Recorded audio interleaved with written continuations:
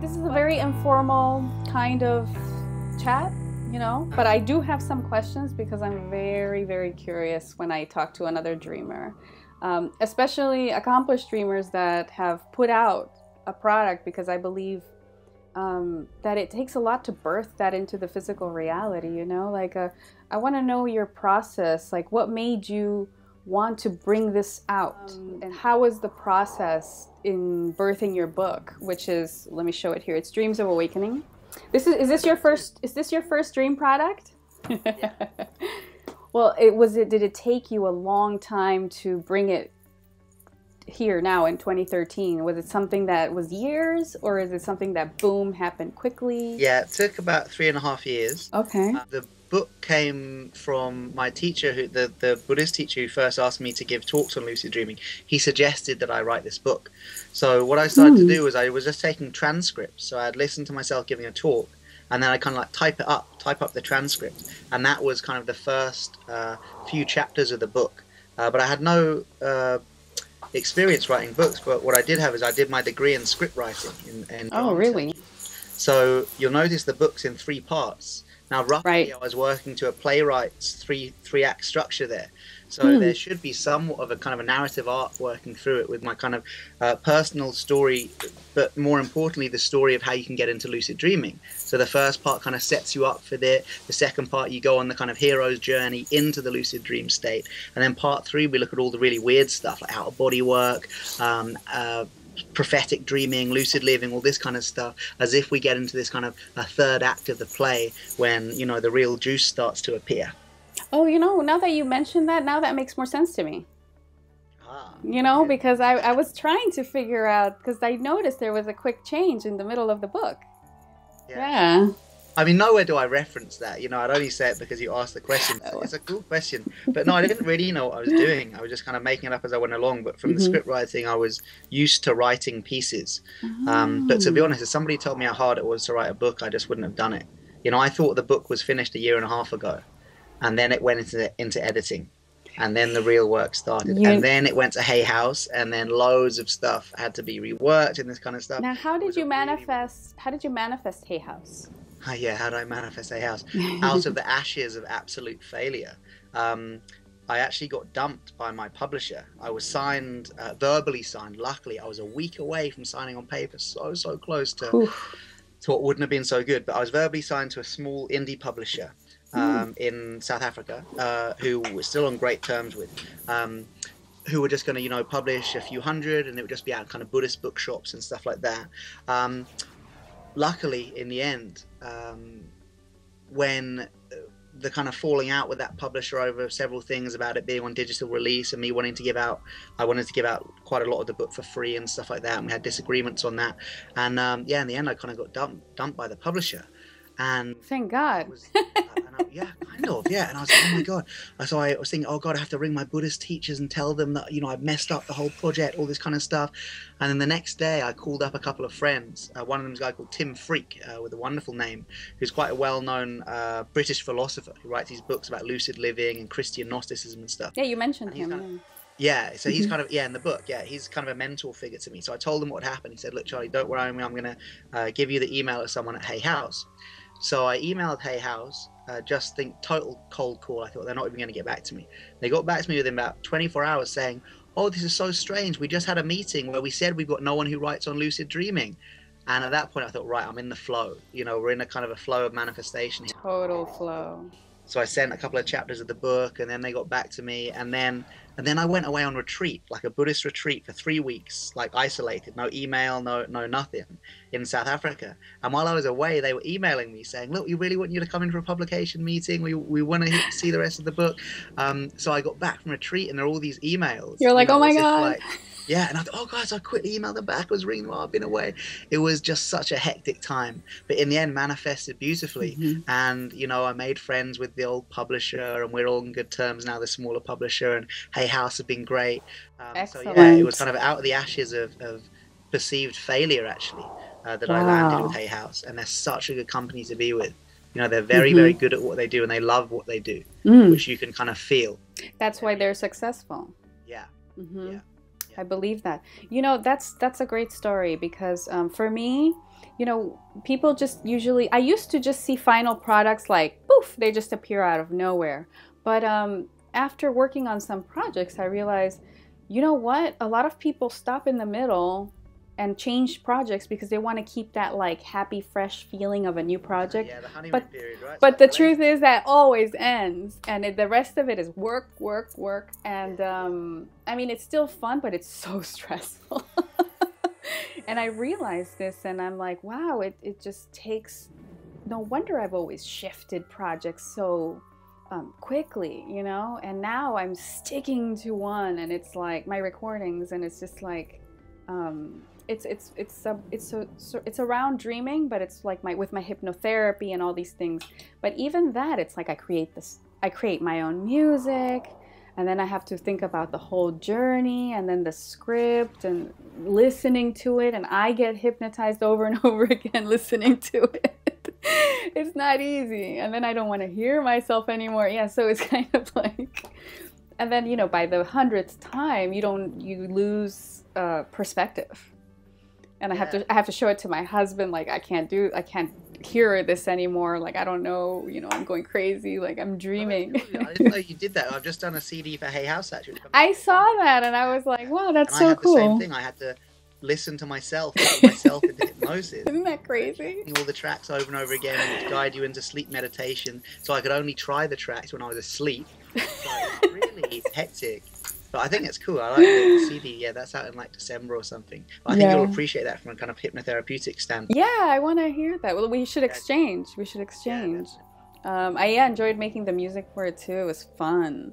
But okay, so let's go into the book. Just quick question, because I don't want to keep you, because I know you're flying tomorrow or something. Yeah, I am. I'm in Italy tomorrow with Sergio Magana, who's a really cool Mexican Toltec teacher. Oh, wow. We're doing this kind of, well, it's called the Lucid Dreaming World Tour. That was supposed to be a joke. We basically got booked for America, Mexico, Sweden, Italy, and the UK. So we started joking to each other in email, oh, it's the Lucid Dreaming World Tour. And anyway, this email got forwarded to one of the organizers, who then put it on a flyer as the official name of the thing, Lucid Dreaming World Tour. And I was like, oh no, it sounds so cheesy, man. Quick, get rid of the flyers. But the flyers went out, and everyone was like, oh my god, this sounds so epic, Lucid Dreaming World Tour. And we got loads more bookings. So now it has a totally cheesy name. Awesome. Again, another strange manifestation. Well, you know what? The thing is that if you think about it, there is no Lucid Dreaming World Tour. And, you know, they always say, like, as a dreamer, what would you like to see out there? You know, there's so many dreamers, but there's such few activities, and you know, I mean, there's gateways of the mind that you're going to be part of too, right? That's big. That's big one. I haven't been. I'm not going to be able to go this time. There's also the dream community in California. The, what is it called? The IASD or something? Yeah, International Association of Dreams. I know, when I was there, I didn't do it, and now that I'm here, I want to do it. I'm just like, ugh, you know. But anyway, life is just a whirlwind for me right now. I just moved here, and I need to finish what I'm doing. You know, I'm probably in the phase of when you were finishing your book, and it's just like, you know. So I'm just focused, and I don't want to do anything else. It's literally like giving birth. It's painful in the end, painful. So let's talk about your book. I really loved how you gave the spotlight to recognition, not just in dream, but in waking reality and all dimensions, because that's something that really, really resonates with me, is that it's all about being lucid in general, you know? And but then at the same time, you know, it becomes a path, like a spiritual path. You know, you think you're doing it for fun, and then boom, it gets deep. So I was wondering, do you believe that enlightenment can be realized? I say realized because I believe it's already here. We just don't realize it yet. Through the path of lucid dreaming? Yeah, I mean, from a point of view of Tibetan Buddhism, we're already enlightened. Mm-hmm. There's this concept of Buddha nature, which is that you are already actually a Buddha, fully awakened being. Mm-hmm. We're just not awake to it. It's like we're sleeping. And the metaphor they use is the lucid dream.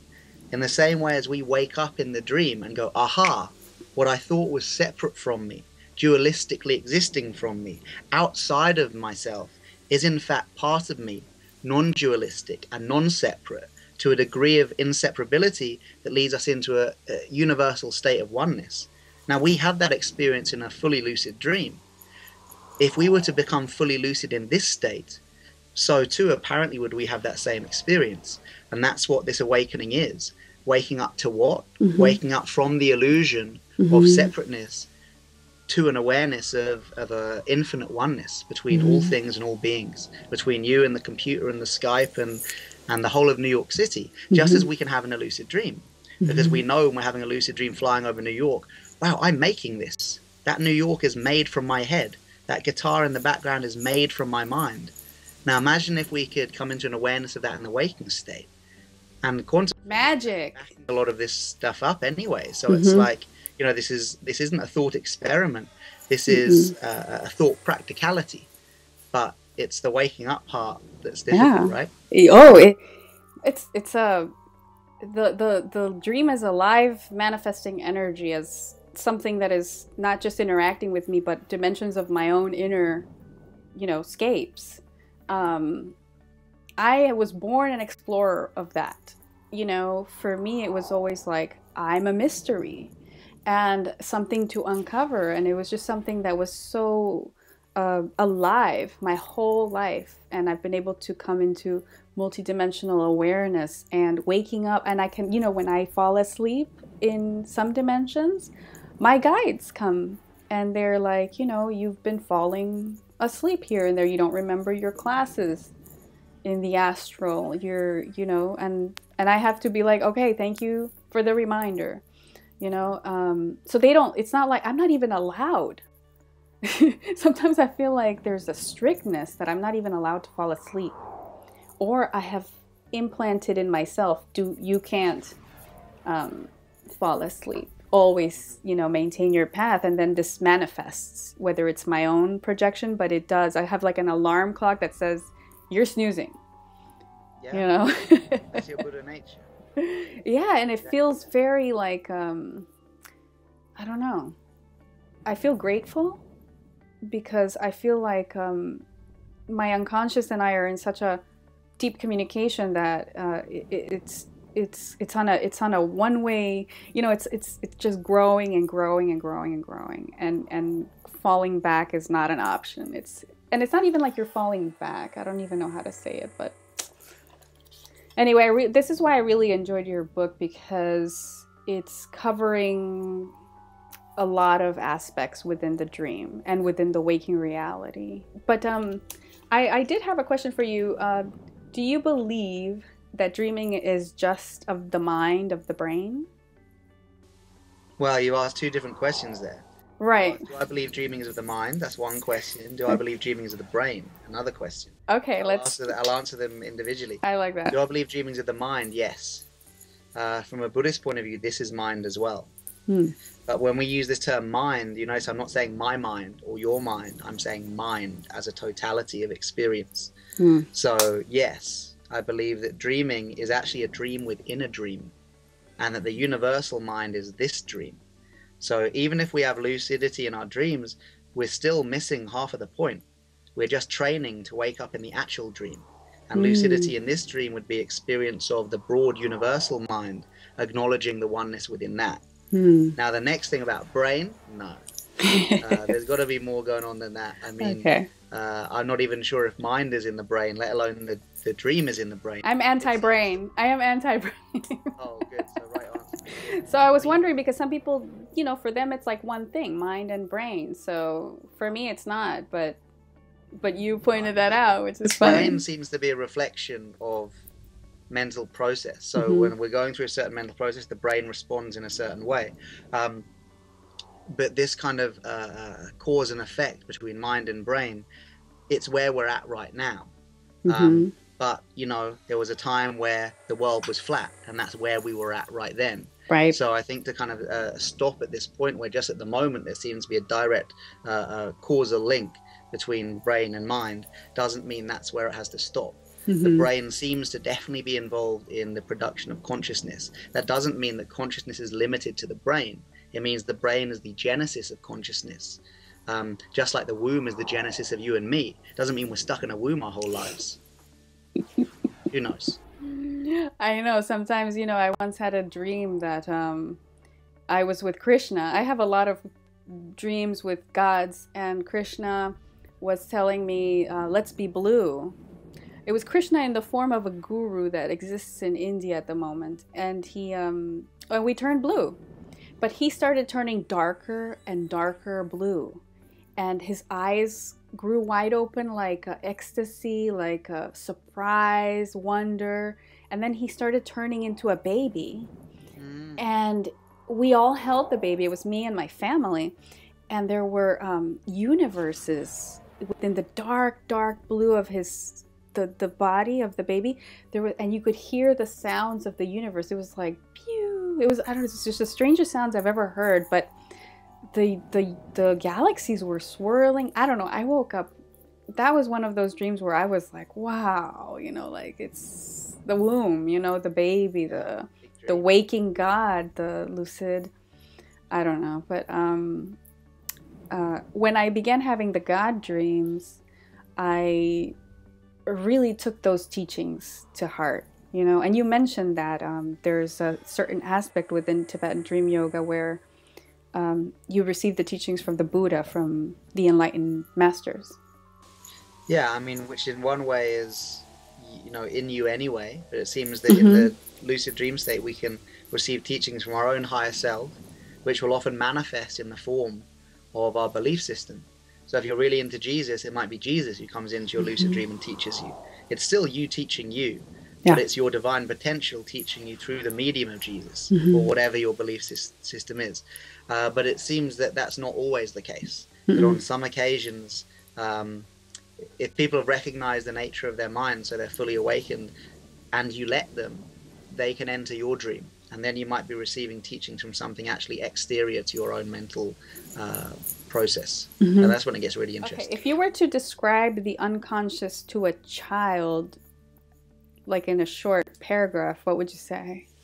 I'd probably quote Jung, which sounds strange to a child, but Jung described the unconscious perfectly. He said the mind is split into two parts, the conscious and the unconscious, with the unconscious being by far the greater of the two. So your mind's split in two. One part of the mind we're aware of, we're conscious of, our me, my, I consciousness lives. And the other part we don't know about, and that's the unconscious. Oh, that's great. I love that. And, have your lucid dreams ever overlapped with astral projections or OBEs? Yeah, I mean, I came from quite a unique, relatively unique point in that I'd had hundreds and hundreds of lucid dreams before I got into OBE work, astral projection work, because it was something that I wasn't ready to do until my teacher had given me instruction to do it. Within Tibetan Buddhism, this kind of astral projection work isn't just done kind of on a weekend retreat kind of thing. If you want to take your sense of self out, you need to be ready for it. So, yeah, because it's very otherworldly. Yeah, exactly. I mean, lucid dream, you're in your own head. Worst that can happen is you have a nightmare. You're going to do OBE work, you're out there, so you need to be prepared for it. That's true. So I was in a position where I could tell the difference very well. My metaphor for it at the moment is that I'm using is that, lucid dreaming and astral projection is like water and ice. Water and ice are made of the same thing, and yet they are completely different substances in their texture, in their hardness, and what they're used for, and whether you can pass through them or not. It's kind of like that with lucid dreaming. It may be kind of the same essence, which of course is mind that is creating these experiences, but they're totally different.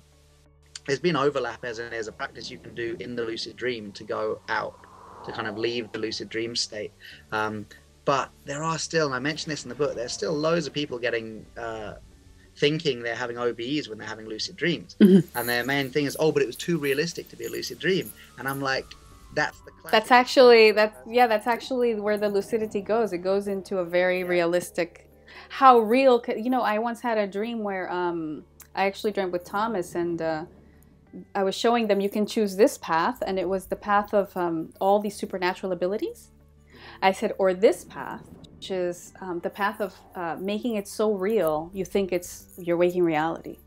And the challenge was how real can you make your lucid dream right now, And I was very interested in that one because I can fly, I can do all these things, but when you really become like almost like a creator of the matter in your lucid dream, so to speak, you know, it's fascinating to me. But even as an experiencer, the lucid dream is more realistic than waking reality. So for example, you and me, actually, when I'm seeing things far away, we need spectacles, right? We wear glasses.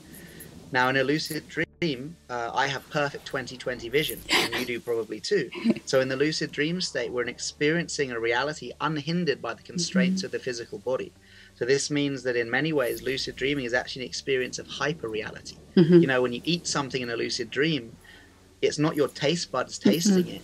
You're going directly to the source memory of taste. When you see something, you can see infinitely far distances because it's not your eyes that are seeing it, it's your mind's eye. So in many ways, the reality is actually more realistic than this. And from a Buddhist point of view, it's said that the lucid dream state is closer to the state of actual reality than the waking state. Because at least in the lucid dream state, we know it's a projection of our mind. Whereas in this state, we like to... Yeah, you're duped. You're like, you think, you're believing that it's like, it's true. But you know what? Speaking of glasses, this year, when I do my waking dream, or what people call lucid living, sometimes I have to take them off. And I see clearly, and I don't understand. It shifts, you know. There are days and there are moments, and I've been keeping notes on this because it's almost like a reality check. You know what I mean? When I can see in my waking reality, I'm like, holy shit, I'm dreaming, but awake. So I love, my hobby is to bridge dream into what we believe is not a dream, which is this waking dream. And to notice what begins to dissolve. Things like suddenly I can see exactly like when I'm in a dream, you know? Mind over matter, things shifting, you know, like I wake up, I get dressed, and then suddenly in the afternoon I realize I did not put on red socks today because I'm very conscious of what I do. And I'm always catching these things that are just like little parallel universe shifts, you know? And perhaps even more importantly, we start to see others as part of our dream. You know, in lucid living, one of the big qualities is the fact you see you as part of my dream. So suddenly any barriers of race, sex, age, distance between us break down. I realize, oh wow, this is a feminine, American, spectacle-wearing aspect of my own feminine potential. Yeah. And that opens up a whole new thing. Suddenly, you know, you're not my friend on Skype, you're part of me. Yeah, so yeah. These barriers of distance are broken down, and that's how this stuff leads to true compassion and true true enlightened action. And that's easy with you. That's easy with you. I have a very easy time with you because you're open to that. You're open to, you know, this unity, and I appreciate it when I can share that kind of space, especially with a dreamer, not just a spiritual person. You know what I mean? It's a little different because there's that dream element that is like part of my soul. It's just my, I don't know, what do you call it, blueprint of who I am. It's just a natural dreamer. So whenever I can share that space where it's just, you know, you're just an aspect of me and we understand that mutually, for me that's like magic, you know. I live for that. It's just like, oh, just communion, you know. It's awesome. It's just flow. If you would like to mention anything, any of your projects, or just if anyone wants to come check out talks or workshops and stuff, then my website www.charliemorley.com. Check out the book. It's on Amazon now. Yay! And from all places that sell books. And you get a free lucid dream with every book. Free lucid dream with every book. You've got to give it some time, but if you follow the instructions, you'll get a free lucid dream. That's great. I love that. I know, right? It's like you get a free lucid dream, and also your recording. It's out, or it's coming out. Oh, the Hay House CD. Yes, that comes out on December the 3rd. So like exactly a month. My birthday. Oh, is it? Yeah. Oh, there you go. I'll send you one as a birthday gift. Yeah, I'll that's exchange. like a CD of guided meditations into the lucid dream state, the conscious sleep state. It's also got 2 tracks you set as your alarms. So you set that on your iPhone or whatever to wake you, instead of your kind of beep, beep, beep alarm clock, and it's kind of singing bowls that fade up, and then my voice saying, you know, what were you dreaming about? Record your dreams, to kind of instigate the dream recall as soon as you wake up so you don't forget. That's a great idea. Which is just like a kind of a motivational thing for if you can't be bothered to get out of bed, and it's me going, come on, live life, get out of bed, go and do something. That's great. There's some cool music tracks on it too, actually. I wanted to make a CD that wasn't just bloody whale song. Like whale song and some hippie voice going, oh, have a lucid dream. I was like, oh man, we can do better than that. So some of the beats on, I worked with a really cool producer called 5-1, who's a electronica and hip hop producer. So we've done stuff where we've taken samples of me teaching lucid dreaming and put them over these electronica hip hop tracks, and it's nice. It sounds like a kind of a like a club track that just happens to be vocal about lucid dreaming over it. So I'm trying to do something new there. Yeah. Yeah, you know, I was also thinking like, why only for sleep? Like people need something for when they're awake, you know? Yeah. So I was thinking of doing the night and day thing because I like I said, I love the waking dream. Something people can listen to on the go and not be like totally like being hypnotized. But still being entering into a hyper state, you know, of meditation, but awake. I think that's a great idea. I think we need more of that. So, and everybody has a unique way of delivering, and I really enjoy sharing ideas with other dreamers too, like products and stuff. So I'll send you mine when it's out. Mine is about to be mastered, and hopefully it'll be out by Halloween, but I don't know. Oh yeah, I'm so witchy. It just has to come out in Halloween. But thank you, Charlie, so much. It was so much fun talking to you, and hopefully, you know, this will be the just the beginning of a long-lasting dream that we share. Cool. Thank you so much. All right. Well, have a excellent trip and a wonderful workshop. Or what is it? A workshop in Italy? Yeah. 2-day workshop. Nice. Cool. And whenever you're in New York, you know, my group is going to be available for you too. So. Great. All right, Charlie. Well, thank you. Bye-bye. Bye. See ya.